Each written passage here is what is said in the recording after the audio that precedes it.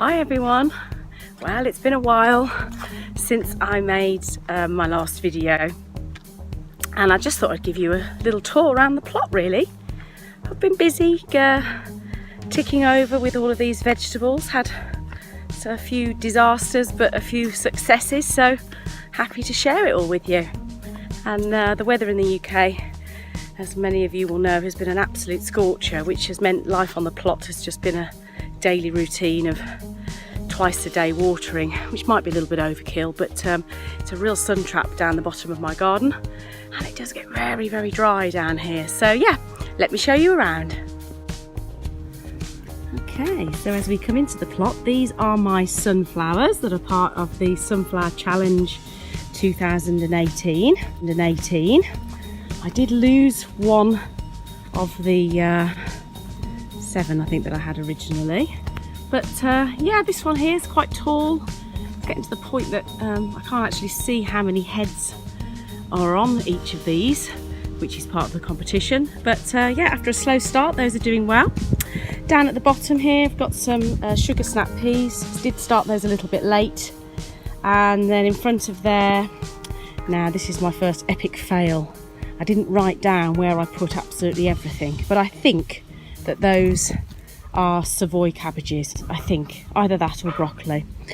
Just got a little bit of garlic in there. Garlic has been something that's failed on my garden a lot. Squirrels just have nicked it, so just got a few more there left. That's it.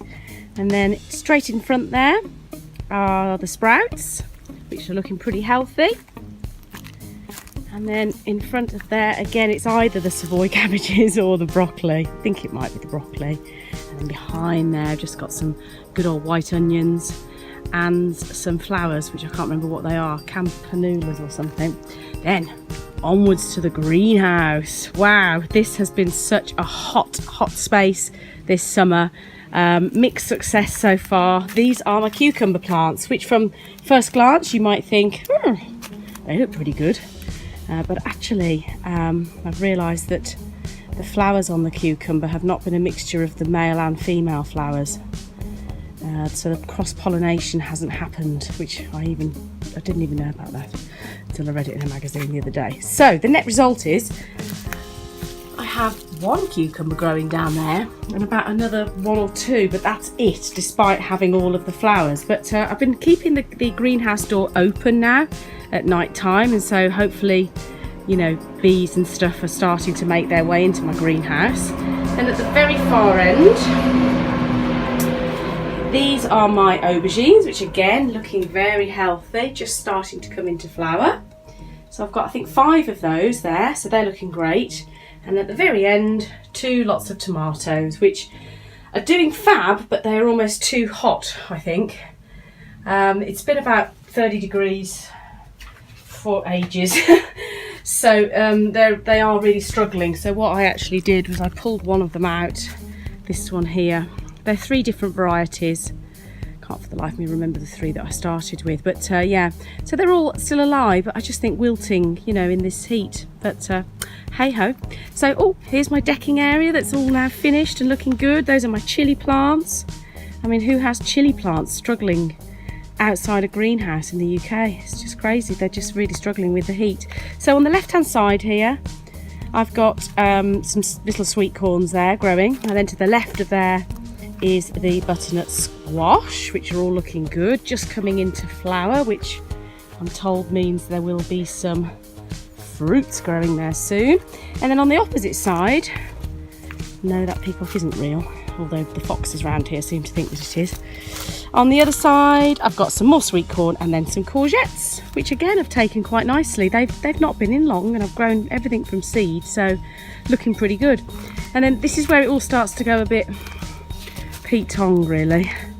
Those are cosmoses, but they've not really flowered. The bed behind it, the poppy seeds I put in didn't seem to germinate. Maybe I was a bit late. And then on this side, Mr. Fox has had a field day.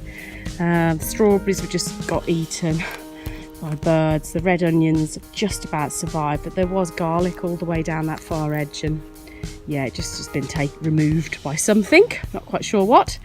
And then here on the corner is my carrots. I think they're Chanterelle carrots, so they're still looking good.